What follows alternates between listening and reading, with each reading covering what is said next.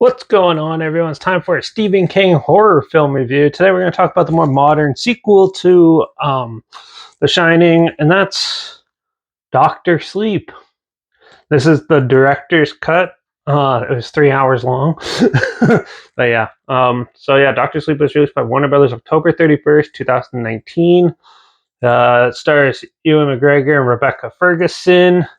Um, it's produced by Trevor Macy and John Berg, and written and directed by Mike Flanagan, who has actually done more. He is quite the horror series director. He's done quite a few horror films too, but he's more well known for like The Haunting of Hill House, Midnight Mass, The Midnight Club, and The Haunting of Bly Manor, all on Netflix. So he's more well known for those. To be honest, I'm not a huge Mike Flanagan fan. I find most of his stuff to be boring, dull, and stupid. I hated The Haunting of Hill House. Midnight Mass was pretty cool and dark and more my thing. I'm in the middle of the Midnight Club, which I hate, but I'm like one of those people who have to, like, once I start something, I have to finish it. So yeah, so I've been like sitting through that. And The Haunting of Bly Manor was okay.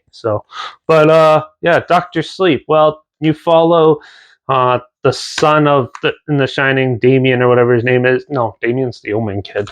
But yeah, whatever. You follow the kid from original Shining. He's all grown up and trying to live with having the Shining, and then he learns that other people have it too, and then they use it to their benefit because a group of vampirish evil clan people are out killing children and stuff, and him and his young sister have to basically team up and use the Shining to their benefit to take him out, and it all climaxes at the Overlook Hotel, like in the original. Overall, the film was okay. Uh, I'm not a huge fan of this, to be honest. It's not. There's some pretty good dark, scary scenes with like the old lady in the bathroom and stuff like that from the original. A lot of homages to the original. A lot of really good recreations of what they did in The Shining.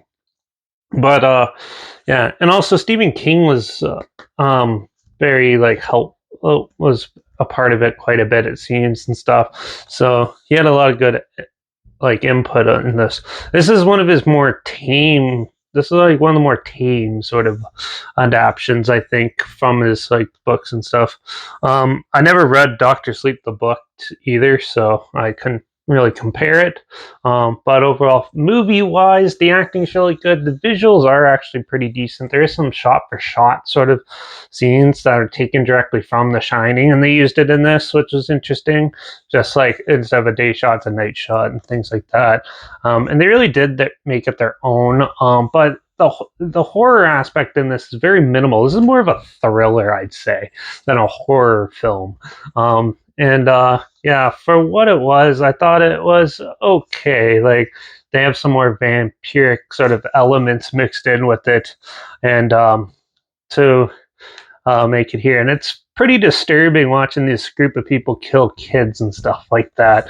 But yeah, it's a bold direction to do, and I thought it actually worked more and it benefited more for the story.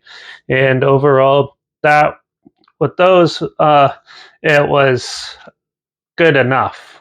But for the most part, I just thought this film was pretty bland and boring, and not very much horror was actually in it.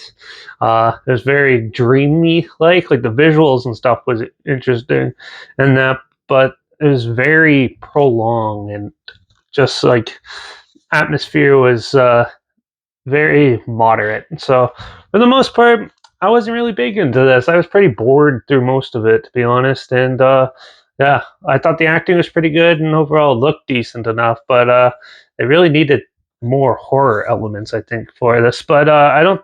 But for a sequel to The Shining, I thought it was decent enough. They really expanded on like what The Shining is and stuff, and really emphasized and other people using it and what it can be used for and stuff. So you really get a good feel for what it is. Where it was quite an ambiguous thing in the Shining. So yeah, overall, Doctor Sleep's an okay movie. It's not like the best Stephen King film out there by any means.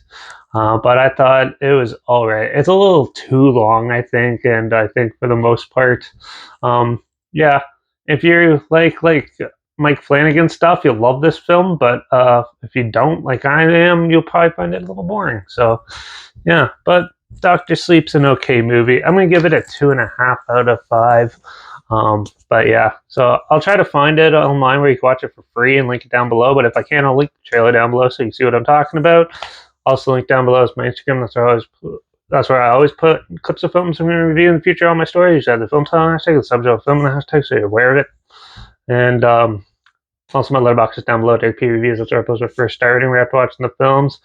And my Twitter's down below as well at reviews_Derek. So follow me on those platforms. Stay in loop with this channel. Like this video. Share some more people wherever. Comment your opinions of the film down below if you have any. If you have any Stephen King movies that you want to hear my opinions on, or any films or film franchises in general on any streaming service and in any genre, comment them down below. I'll try my best to get them as soon as I can and if I can find them.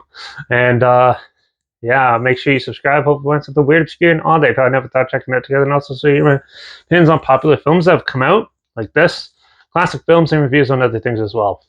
And don't forget to ring that bell because, well, we're going to be looking at a whole pile of Tim Burton films within, like, at least 4 for the next few reviews. 3 or 4, anyways. I can't remember. Corpse Bride, Charlie and the Chocolate Factory, possibly Beetlejuice. I think I might have reviewed that already, but if I haven't, I'm going to do it soon, and Pee-wee's Big Adventure. So make sure you tune in for those, and we're gonna go more family horror-ish route. So yeah, change it up a bit. So yeah, we'll be reviewing those in the next couple of reviews, and also I got a show review coming up soon because I'm going to a show tonight. So yeah, make sure you tune in for those, and yeah. Watch out for all those crazy people lurking in our dreams using The Shining, and I guess I'll see you all in the next review. So until then, cheers.